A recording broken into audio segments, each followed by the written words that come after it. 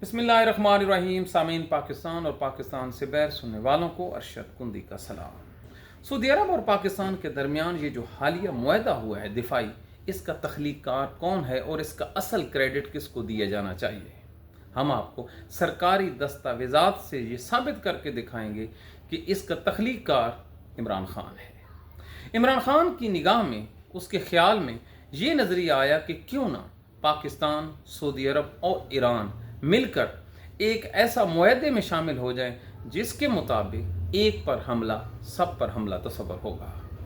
पाकिस्तान के पास फ़ौज है, पाकिस्तान के पास एटम बम और असला है, जबकि सऊदी अरब के पास डॉलर्स हैं, उसके पास पैसा है, और इसी तरह ईरान के पास भी मजबूत जो इंफ्रास्ट्रक्चर वो मौजूद है, और इन तीनों का जो दुश्मन है वो इसराइल है। वो बात जो इमरान खान ने सन 2019 और 20 में अपने सऊदी अरब के दौरे के दरमियान सऊदियों को बताई कि आपका जो दुश्मन है वो अमेरिका है और इसराइल है और ये आपको मारेंगे, आज 7 साल बाद मार खाने के बाद उनको ये साबित हो गया कि इमरान खान जो कहता था वो दुरुस्त कहता था। अब हम चलते हैं सन 2019 में। सन 2019 में इमरान खान अपना ये ख्याल लेकर रियाद, सऊदी अरब का दौरा करता है। वहाँ पर इसकी मुलाकात जो है सऊदी वली अहद और दीगर जो बड़े बड़े ओहदेदारान हैं उनसे होती है। इमरान खान जब ये नज़रिया पेश करता है तो कहता है कि अगर ईरान के साथ सऊदी अरब का जो मामलात है तय हो जाएं, दोस्ती हो जाए, तो फिर मामलात आगे बढ़ जाएंगे और एक मुआहदा तय पा सकता है। याद रखिए, उस टाइम ईरान और सऊदी अरब बराह रास्त नहीं बल्कि एक थर्ड फरीक के ज़रिए जंग में दाखिल हो चुके थे। वो जंग थी यमन में हूसी कबाइल की। हूसी कबाइल ईरान के प्रॉक्सी हैं, जबकि जो सऊदी अरब है वो वहाँ पर उनको अटैक कर रहा था और वो बराबर हमले कर रहे थे सऊदी अरब पर। इमरान खान को कहा जाता है कि आप इस जंग में सऊदी अरब का साथ दीजिए, अपनी अफवाज भेजिए, अपना असला भेजिए, क्योंकि सऊदी लड़ने के काबिल नहीं है। पूरी दुनिया मानती है कि ये तो असले के नज़दीक भी नहीं जाते। हाँ, पैसा इनके पास है, इसके अलावा इनके पास कुछ नहीं है। इमरान खान जैसा ज़हीन वज़ीर आज़म कभी कभी दुनिया की तारीख में आता है किसी देश के पास, इमरान खान इस जंग में बावजूद हज़ार किस्म के दबाव के वो न्यूट्रल रहने का फ़ैसला करता है। उसका ये फ़ैसला इतना दानिशमंदाना था कि उसने कहा कि अगर वो इस जंग में कूद पड़ा तो फिर उसका जो स्टेटस है वो बतौर एक फरीक का होगा, ना कि सालिस का। लिहाजा इमरान खान ये जो यमन की जंग है इससे पाकिस्तान को बचा लेता है। अब जब इमरान खान सऊदी अरब के दौरे के बाद ईरान का दौरा करता है तो वहाँ पर इस मुआहदे को ज़बरदस्त पजीराई मिलती है, लेकिन इसी दौरान इमरान खान की जो टांगें हैं पाकिस्तान में खींचना शुरू हो जाती हैं। इस्लामी ब्लॉक का ये जो नज़रिया है, इससे कबल जिसने भी बनाया है उसकी ज़िंदगी और इसका इक़्तिदार महफूज नहीं रहा। अब आप देखिए, शाह फैसल मरहूम ने इसका पेश किया नज़रिया तो वो कत्ल हो जाता है। उसका जो दस्तेराज था वो मिस्र का जो बादशाह था, अब मुझे उसका नाम नहीं आ रहा, इसके अलावा सद्दाम हुसैन और कज़ाफ़ी, इन चारों शख्सियात का आप हाल देख लें। तमाम के तमाम लोगों को कत्ल किया गया। जुल्फ़िकार अली भुट्टो तो जो भी इस नज़रिए के साथ आया उसने अपना इक़्तिदार भी खोया और अपना जो ज़िंदगी है वो भी खोई। इमरान खान इसी नज़रिए को लेकर कि हमने किसी भी सूरत इसराइल और अमेरिका पे ट्रस्ट नहीं करना, वो एक और जो पार्टनर है जिसकी तरफ अब ये तमाम लोग जा रहे हैं वो रशिया चला जाता है। अब रशिया जब वो जाता है तो आपने ये बात अपने ज़हन में रखनी है कि इमरान खान का ये दौरा जनरल बाजवा की मुखालफत और उसको लाइलम रख कर किया गया था, और इसी बात का बाजवा और फौजी इस्टेब्लिशमेंट ने बुरा मनाया था कि एक सिविलियन अब इतना पावरफुल हो गया है कि वो इतने बड़े बड़े फैसले आज खुद करने लगा है। अब आप अंदाज़ा लगाएं, इमरान खान जब रशिया पहुंचता है तो उसी वक्त यूक्रेन की जंग शुरू हो जाती है और इमरान खान कहता है कि बेहतरीन वक्त पे हमने ये दौरा किया कि इंटरनेशनली पाकिस्तान को जो है वो इमेज मिलना शुरू हो गया है। खैर वो एक अलग मौजू है। इमरान खान ये जो इत्तेहाद की बात है, इसके ज़रिए उनको कुछ ऑफर्स करता है और बदले में कुछ ऑफर्स मांगता भी है। इमरान खान क्योंकि एक कौमी लीडर था, उसकी तमाम की तमाम जो सोच थी वो अपनी कौम के लिए थी और वो अपने इस मुआहदे के मुताबिक सऊदी अरब से बराबर का स्टेटस मांग रहा था। अब ये जो मुआहदा हुआ है ये मुआहदा मगफी है। अभी तक किसी को नहीं पता कि इस मुआहदे में पाकिस्तान को क्या मिला है, ये सवाल है। अब इसको पूछने वाले खुदा ना करे कि गद्दार ठहर जाएं। यकीनी तौर पे ये बहुत बड़ा मुआहदा है। इस मुआहदे की जो तपश है आप दिल्ली में महसूस कर सकते हैं कि वहाँ पर उनकी चीखें निकली हैं। ये कोई मामूली बात नहीं है कि किसी एक मुल्क के साथ मुआहदा हो जाए और दुश्मन मुल्क जो है वो घबराए ना। तो इंडिया का जो घबराना है क्योंकि उसकी जो अरबों $100 की जो इन्वेस्टमेंट है सऊदी अरब की, वो इंडिया में है ऑयल के शोबे में, तो उनकी जो चीखें हैं वो बनती हैं। लेकिन दूसरी बात पे आते हैं कि पाकिस्तान को बहैसियत नेशन इस एग्रीमेंट में क्या मिला। ये है क्या पाकिस्तान, जब पाकिस्तान ने भेजनी तो अपनी फ़ौज है ना, हम सऊदी अरब ने फ़ौज तो भेजनी नहीं है पाकिस्तान लड़ने के लिए, ना उनके फ़ौजी इस काबिल हैं कि इधर आके लड़ें, ना उनके पास फ़ौज है। अगर उनके पास फ़ौज होती तो 2015 में जनरल रहील शरीफ जो है उसकी क़यादत में इस्लामी जो ममालिक हैं उनकी फ़ौज न बनती। मतलब उनके पास अपनी फ़ौज नहीं है, ना उनके पास कैपेसिटी है। वो चाहते हैं कि हमारे जो पैसे हैं, हमारे जो डॉलर्स हैं वो खर्च हों और हमारी हिफाजत कोई और करे।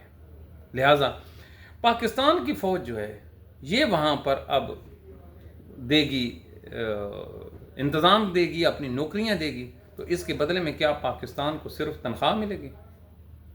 अब इन्होंने पेट्रोलिंग तो करनी है ना जी। अगर वहाँ पर कोई हमला होता है तो क्या पाकिस्तान से दस्ते तो नहीं जाएंगे? लाजमी बात है वहाँ पर दस्ते तैनात होंगे जो रिस्पॉन्ड करेंगे।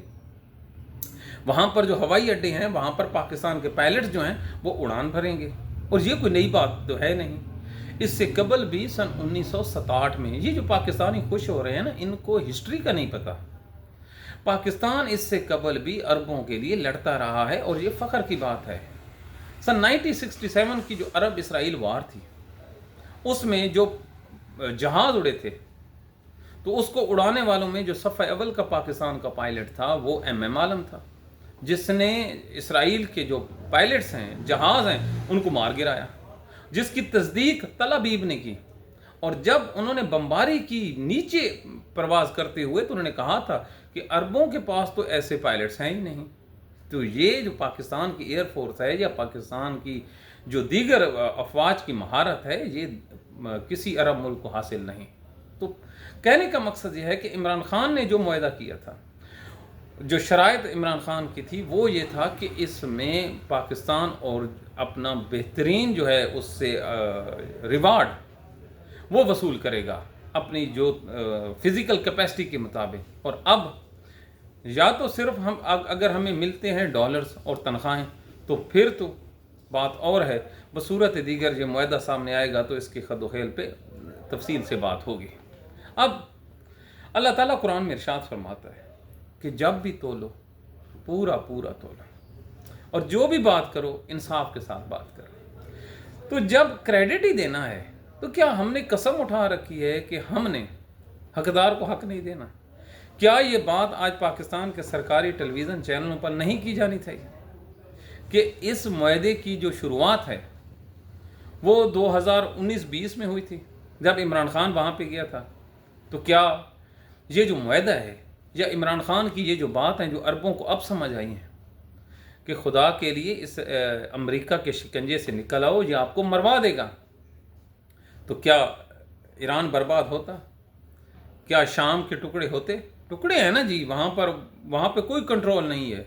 ये जो नया बादशाह इन्होंने बिठाया वो 40-50 किलोमीटर के फासले तक है दमिश्क में, अदरवाइज़ वहाँ पे नहीं है। इराक़ आप देख लें।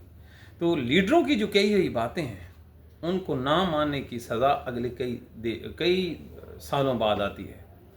तो अगर علامہ اقبال نے پاکستان بنانے کا خواب دیکھا تو اس کا کریڈٹ تو آپ دیتے ہیں، اور ایک جو لیڈر ہے جس نے آج سے 7 سال پہلے یہ ایک آئیڈیا دیا تھا، اس کو آپ بالکل ہی کریڈٹ نہیں دے رہے اور اس کو آپ نے جیل میں ڈالا ہوا ہے۔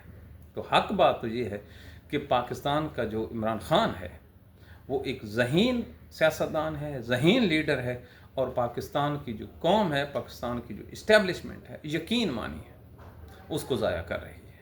اب سوچئے، جس جگہ پہ شہباز شریف گیا ہے، جس کو نہ کوئی ملک میں سیریس لیتا ہے، نہ کوئی انٹرنیشنل لیتا ہے، نہ ہی اس کو کسی جگہ پہ بھیجتے ہیں، اس کو بات کرنے کا سلیقہ ہے۔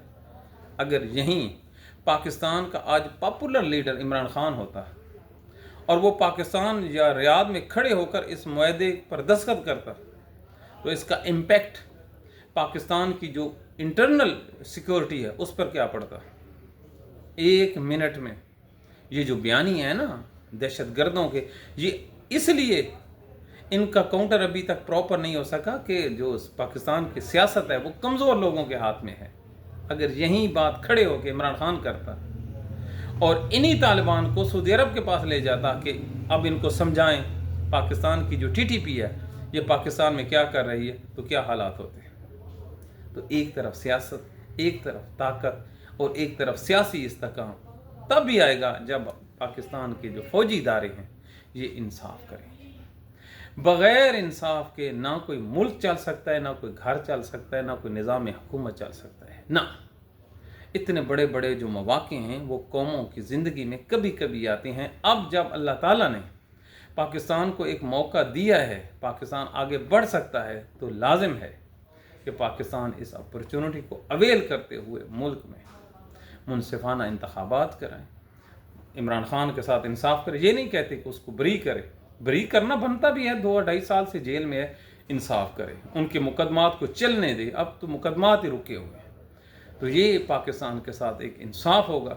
بصورت دیگر ان قوموں کا کوئی جو مستقبل نہیں ہے جو انصاف کے بغیر چلتی ہیں۔ تو عمران خان، آپ کے جو اقدامات ہیں، آپ کے جو نظریات ہیں، یہ جب دنیا مٹے گی نا، تو پھر جب لکھے جائیں گے تو پھر آپ دیکھنا آپ کو شاندار الفاظ میں یاد کیا جائے گا۔ وہ مولانا مودودی نے کئی سال پہلے محنت پاکستان میں کی، اور اس کا جو صلہ ہے اس کی محنت کا آج اس کو مل رہا ہے ترکی میں، الجزائر میں، ملیشیا میں۔ پاکستان جو لیڈر ہے مسلمانوں کا طیب اردگان، وہ کہتا ہے میرا جو روحانی لیڈر ہے وہ مولانا مودودی ہے۔ تو مولانا مودودی سے لاکھ اختلاف جماعت اسلامی سے، لیکن مولانا مودودی کی جو محنت ہے وہ پوری ہوئی ہے۔ اسی طرح عمران خان نے جو نظریہ دیا ہے پاکستان کو، پاکستان کی قوم کو، یہ سدا ان کے ساتھ رہے گا۔ اپنی دعاؤں میں یاد رکھیے، اپنے کومنٹ سے ہمیں آگاہ کرتے رہیے، ہم اپنی اصلاح کریں گے۔ ہماری سلامتی کے لیے دعا کیجیے۔ اللہ حافظ۔